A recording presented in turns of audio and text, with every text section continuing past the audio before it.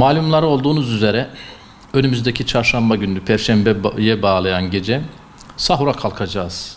Ve ilk Ramazan ayının sahurunu yaptıktan sonra sabahleyin 23 Mart Perşembe günü ilk Ramazan orucumuzu tutmuş olacağız.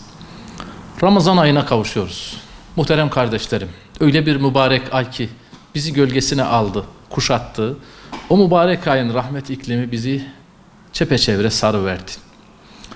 Malumlarınız olduğu üzere biz millet olarak büyük acılar yaşadık, sıkıntılar, zorluklar yaşadık.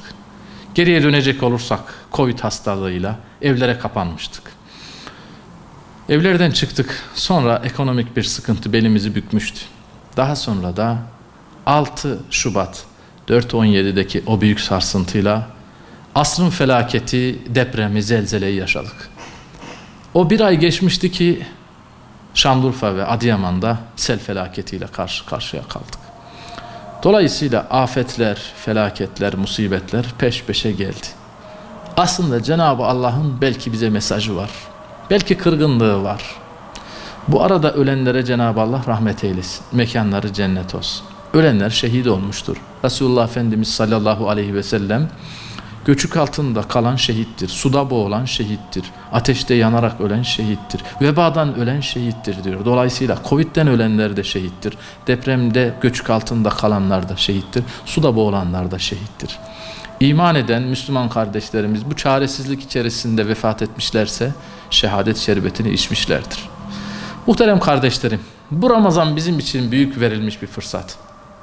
Madem ki yaratan, Rahman olan Allah Azze ve Celle dönün kullarım size merhamet edeyim diyorsa Ramazan ayı bizim için biçilmiş bir kaftan, bulunmaz bir ganimet.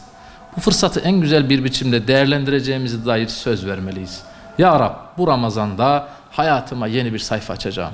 Hayatımın muhasebesini yapacağım. Kendimle yüzleşeceğim. Bizim hep korktuklarımız, hafakanların bastığı kendimizle yüzleşme işimiz. Kendimizi temize çıkarmamız. Halbuki iç dünyamızda bir arınma, temizlenme gerekiyor. Onun için de Ramazan bulunmaz bir fırsat. Şair, sür çıkar ayarı dilden ta tecelli ede hak. Padişah konmaz saraya hane mamur olmadan demiş. Hane mamur olmadan padişah, yani kainatın padişahı o kalbe girmeyecek. Evvela tortuları, kirleri, kalıntıları temizlememiz lazım ki Cenab-ı Allah da bize nazar etsin. Kalbimizi imar etsin. İyilik bizim elimizde. Kötülük de bizim elimizde. Topluma baktığımız zaman gerginleşiyoruz. Bazen hatırlarımızı kırıyoruz. İncitiyoruz birbirimizi. Kalplerimizi kırıyoruz. Küsüyoruz. Dargın oluyoruz. Düşmanlık oluyor. Halbuki neyi paylaşamıyoruz? Şu güzel yurdumuzda ezanların okunduğu iftar ve sahur vakitlerinde ayrı bereket kaynağı olan şu mübarek ayın lütfu keremi bizi sarmışken şu fani dünyada 46 saniye sarsıldığımızda öleceğimizi bilmiyorduk. Vallahi sarsıldığımızda gittik ve geldik. Ölümle hayat arasında gittik. Sarsıntı esnasında hiçbirimiz, yani dünyada kalanlar, hiçbirimiz biz kalacağız. Ne kadar sallanırsa sallansın biz yaşayacağız. Vallahi demedik. Çünkü sonucun ne olacağını bilmiyorduk. Depremin sarsıntısını yaşayan bizler, biz de burada Mardin'de sarsıldık ve sonucunda kalacağımızı vallahi bilmiyorduk. O halde mülkün gerçek sahibinin biz olmadığını anladık. Kibirlenip, gururlanıp, birilerine karşı üstenci bakışımızla küçük dağları biz yarattık dercesine neye malikmişiz ki? Ne vakte, ne zamana, ne mekana, ne mülke, parasını ödeyip tapusunu aldığımız evlerimiz dahi bizim değilmiş. Küçük bir sarsıntıyla yerle bir olurmuş. Tabii tedbiri almamız lazım. Fay hattının olduğu yere evimizi yapmamamız, su yataklarının bulunduğu yerde bina yapmamamız lazım. Kur'an bize tedbirimizi almamızı, esbaba tevekkül etmemizi, esbaba sarılıp Allah'a tevekkül etmemizi öğretiyor. Dolayısıyla muhterem kardeşlerim, bu Ramazan ayı bizim için bir silkinme, kendimize gelme. Eksik giden, yanlış giden işlerimiz nerede? Onlara bir bakmak ve kendimizin bir bütçemizin manen ve madden bütçemizin bir muhasebesini, hesabını yapmamız lazım. Artılarımız mı çoğunlukta, sevaplarımız, iyiliklerimiz mi çoğunlukta, kötülüklerimiz mi çoğunlukta? Bu ay içerisinde bedenen arınacağız.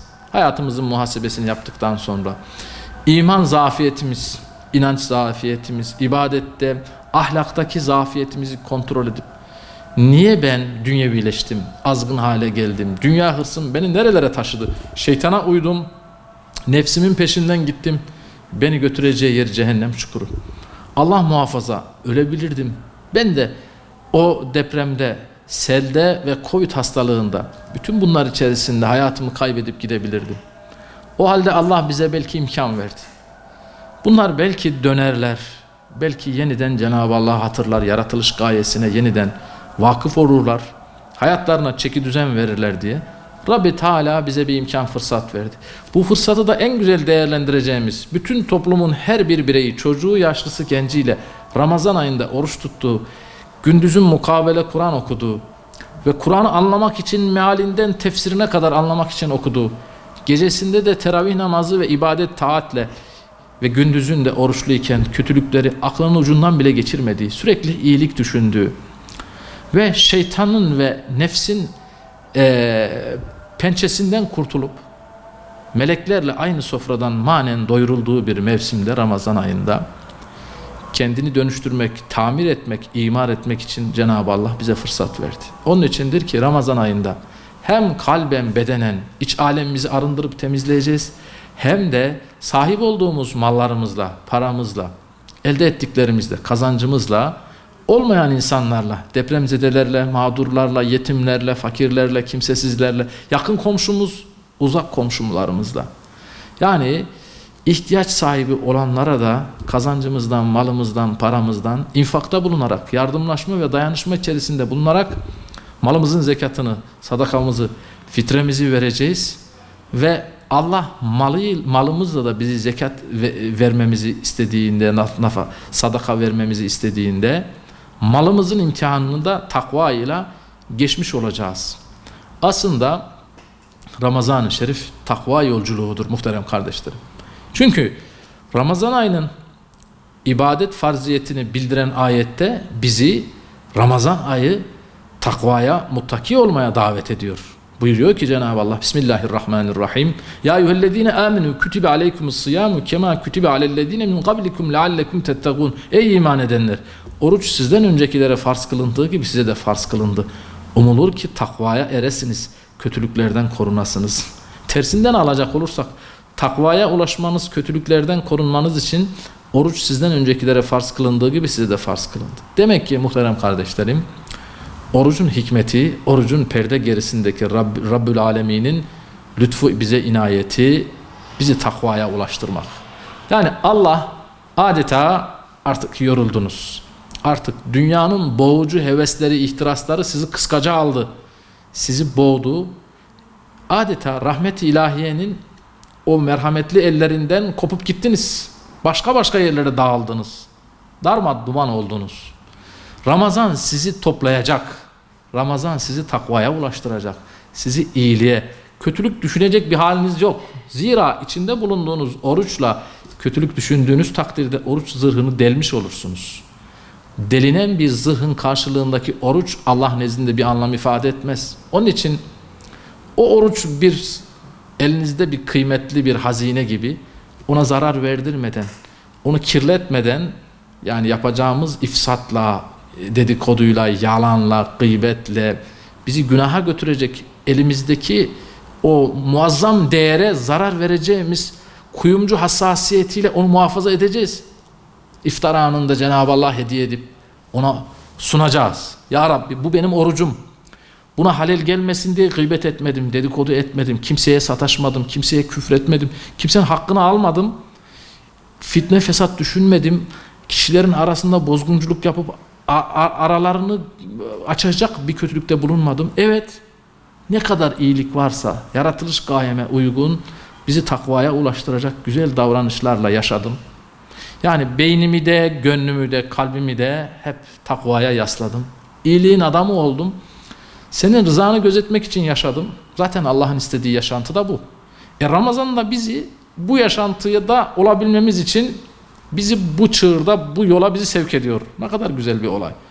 Yani Rabbimizin arzuladığı yaşam biçimini Ramazan o bir aylık süre içerisinde gündüzün ve geceleyin bize yaşatıyor. Hamdolsun.